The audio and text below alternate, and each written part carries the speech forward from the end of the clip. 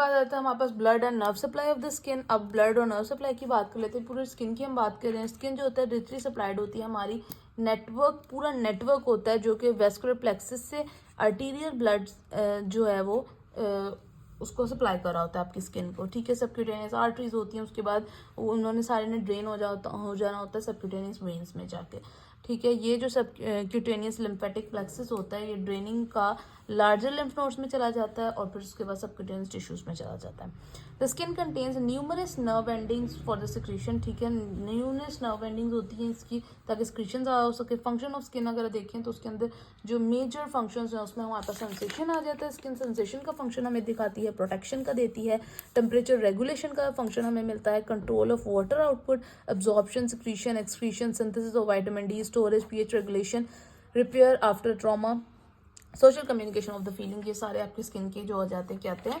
Chief functions आ जाते हैं। बहुत सारे फंक्शन होते हैं, ये मेजर फंक्शंस आ जाते हैं आपके, ठीक है। उसके बाद point of interest about the skin, ये डिफरेंट पॉइंट ऑफ व्यू से, एक डेंटिस्ट के लिए, एक पैथोलॉजिस्ट के लिए, एनाटमिस्ट के लिए, सर्जन के लिए, साइकोलॉजिस्ट के लिए, पैथोलॉजिस्ट के लिए, फिजियोलॉजिस्ट के लिए स्किन जो है आपकी कैसे रोल प्ले करती है, पॉइंट ऑफ इंटरेस्ट क्या है, ये वो चीज़ है। आप लोगों ने पढ़ लेना, ना समझ आए तो आपने मेरे से पूछ लेना, ठीक है। इसकी भी मैं कोशिश करूंगी शॉर्ट वीडियो यूट्यूब शॉर्ट डाल दूं ताकि आप लोग को समझ आ जाए। उसके बाद हमारे पास सुपरफेशियल फेशिया। सुपरफेशियल फेशिया जो है हमारे पास क्या होता है कि सबक्यूटेनियस टिश्यू है, ठीक है। ये भी हाइपोडर्मिस जिसको हम कहते हैं, ठीक है। Subcutaneous tissue is the second layer of the body beneath the skin. Skin के नीचे जो आता है आपके पास सुपरफेशियल फेशिया आ जाता है। इससे ऊपर हमारे पास स्किन थी, ठीक है। ये कम्बिनेशन होता है लूज कनेक्टिव टिश्यू का और एडिपोज टिश्यू का, ठीक है। लूज कनेक्टिव टिश्यूज होते हैं और एडिपोज टिश्यू यानी कि जो हमारे फैटी सेल्स होते हैं वो भी, इनकी कैरेक्टरिस्टिक्स होती हैं वो डिफरेंट होती है डिफरेंट रीजन में, different part of the body के हिसाब से। फैटी टिश्यू तो होता है सबसे ज़्यादा अबंडेंट क्वांटिटी में कहाँ पाया जाता है, आपके बटक्स में पाया जाता है, and present in eyelids, pinna of the ear, penis and scrotum में। In some regions like scalp, face और स्क्रोटम में इसको जो आप करेक्टराइज करते हो presence of muscle fibre forming the subcutaneous muscles of these region, ठीक है। स्कैल्प में, फेस में और स्क्रोटम वाले पार्ट में इसको क्या करते हो, इसको आप लोग इसको इस तरह से करेक्टराइज करते हैं कि सबक्यूटेनियस मसल है। सबक्यूटेनियस फेशिया नहीं, इसको वहाँ पे सबक्यूटेनियस मसल बोल देते हैं इसको कुछ पार्ट में, जैसे इसके स्कैल्प है, आपका फेस है, आपकी स्क्रोटम है, इन पार्ट्स में। The subcutaneous layer is a sort of fibrous membrane attached firmly to the dermis of the skin and also to the deeper structure like deep fascia, periosteum and perichondrium, ठीक है। Subcutaneous layer जो होती है वो आपकी fibrous membrane होती है, fibrous membrane की तरह बहुत डीपली और डेंसली और बहुत स्ट्रांगली अटैच हुई हुई होती है आपकी डर्मिस, स्किन की डर्मिस के साथ, ठीक है।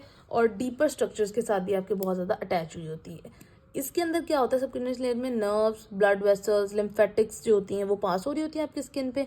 The layer also termed as hypodermis, इस लेयर को आप हाइपोडर्मिस भी कह सकते हैं। इसके मेन फंक्शंस जो होते हैं, पैडिंग का काम करती है, स्पेस की फिलिंग करती है। स्पेस फिलिंग कैसे करती है, उन पार्ट में जहाँ पे एनाटॉमिक स्ट्रक्चर्स और ऑर्गन्स होते हैं उनकी स्पेस फिलिंग कर रही होती है। उसके अलावा स्टोरेज का काम करती है, फ्यूल के तौर पे काम करती है in the form of fat to be use in the time of starvation, ठीक है। जब भी भूख वगैरह का टाइम आता है, स्टारवेशन का टाइम आ जाता है, आपका ड्राउट कंडीशन वगैरह आ जाती है, तो उसमें आपकी स्किन ने जो फैट अपने अंदर अब्जॉर्ब किया होता है वो उस टाइम पे यूज हो सकता है। उसके बाद आता है हमारे पास डीप फेशिया। डीप फेशिया जो होती है बेसिकली आपकी रियल फेशिया होती है, ओरिजिनल फेशिया, रियल फेशिया जैसे आप कहते हो।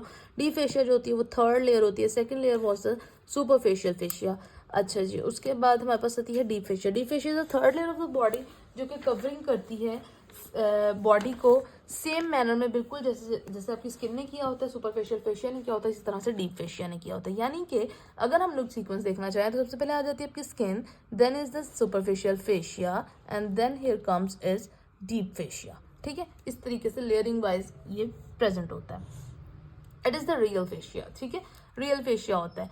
डीप फेशिया क्या होता है, फेशिया इज अ शीट होती है जो कि कनेक्टिव टिश्यू स्ट्रक्चर्स की होती है, उस तरह की होती है, कनेक्टिव टिश्यू के स्ट्रक्चर्स की तरह की होती है, and is continuous everywhere in the body, और पूरी बॉडी में कॉन्टिन्यू हुई भी होती है।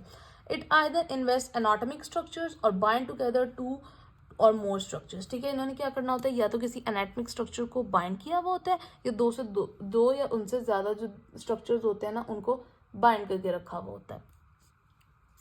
The characteristics of deep fascia जो होता है वो डिपेंड करता है on the function to be perform, कि कहाँ पे कौन सा फंक्शन परफॉर्म किया जाता है, उसके साथ ही जो इसका करेक्टरिस्टिक जो होता है वो डिपेंड कर रहा होता है। ठीक है, डिफरेंट इसके काम होते हैं, इसने करना होता है, इसने कहीं इसने आइसोलेट करना होता है स्ट्रक्चर्स को, जैसे कि मसल्स को आइसोलेट करना होता है, नर्व्स को करना होता है, ब्लड वेसल्स को करना होता है, इस तरह डिफरेंट फंक्शंस होते हैं इसके। ठीक है, the deep fascia is named according to the area of the body. ठीक है, इसको नेम भी एरिया ऑफ द बॉडी के हिसाब से दिया जाता है जिसको उसने कवर किया होता है। ठीक है, फॉर एग्जांपल पेक्टोरल फेशिया है आपका एंड द एक्सटेंसर और फ्लेक्सर रेटिनैक्युलर। ठीक है, आपका जोन सा पार्ट है, पैक का पार्ट है पेक्टोरियल फेशिया, रेटिनैकुलम में फ्लेक्सर का काम कर रहा है तो फ्लेक्सर रेटिनैक्युलर, और एक्सटेंसर्स में एक्सटेंसर का नाम आएगा इसके ऊपर। ठीक है, इसकी जो डिटेल है आप लोग आगे जाके आपने फर्दर इसमें पढ़नी है, लेकिन आपको पता है कि क्योंकि जीए है हमारी, जीए में तो थोड़ा बहुत ही इसमें बताया गया होता है। ठीक है, उसके बाद क्लिनिकल इंपॉर्टेंस है डीप फेशिया की, एक आउटलाइन उन्होंने दी हुई है, तो ये आउटलाइन जो है आप लोगों ने पढ़ लेनी है। इसमें वैसे इन्होंने ओवरऑल जो दिया है ना, उन्होंने यही कहा हुआ है कि इसके अंदर आपकी जनरल अंडरस्टैंडिंग अगर फेशिया की होगी तो as a physiologist, as a मतलब कि मेडिकल प्रैक्टिशनर जो हैं आप, उससे आपको ये पता चल सकता है कि कहाँ कब कैसे जो है किस पार्ट पे फ्लूइड है, किस पार्ट पे ब्लड आ रहा है, एक्यूमुलेशन हुई हुई है। जब भी कोई पेशेंट आपके पास आ रहा है आपको पता चल सकता है इन चीज़ों से। तो अगर आप इनकी जो है आपके पास स्टडी जो है वो बहुत अच्छी सी होगी। इसी तरह से अगर आपकी लिम्फेटिक्स की है तो आपको तब भी ये ज़्यादा इजीली पता होगा कि कौन सी चीज़ कहाँ पर आ रही है, कौन सा ऑर्गन की कहाँ पे मैलिग्नेंस आ रही है, कहाँ पे कोई इशू आ रहा है, कहाँ पे कोई डिजीज़ काज हो रही है। Thank you so much. ये हमारा सेकंड चैप्टर जो है यहाँ पे कंप्लीट हो गया है। उसके बाद इंशाल्लाह ताला हम लोग अपना थर्ड चैप्टर स्टार्ट करेंगे जो कि बोन एंड कार्टिलेजेस है, वो नेक्स्ट वीडियो में इंशाल्लाह ताला हम लोग स्टार्ट करेंगे।